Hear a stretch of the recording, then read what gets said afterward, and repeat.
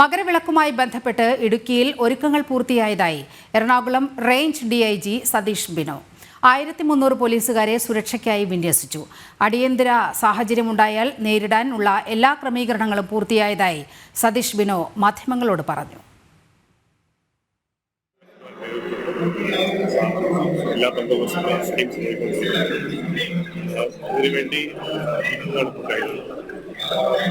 ബാക്കി ഇനി ഒരു മണിക്കൂറോടുകൂടി ഫുൾ ഡിപ്ലോയ്മെന്റ് കഴിയുന്നു.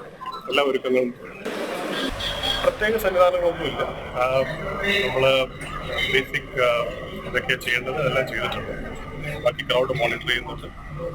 എന്തെങ്കിലും എക്സിജൻസീസ് വന്നാൽ അതിന് എന്തൊക്കെ ചെയ്യണമെന്ന് ഡീറ്റെയിൽ ഇൻസ്ട്രക്ഷൻസ് കൊടുത്തിട്ടുണ്ട്. മെഡിക്കൽ ടീം റെഡിയാണ്, ലൈറ്റ്സ് എക്സ്ട്രാ റെഡിയാണ്. ബാക്കി എമർജൻസീസ് ഡീൽ ചെയ്യാനുള്ള എല്ലാ സംവിധാനങ്ങളും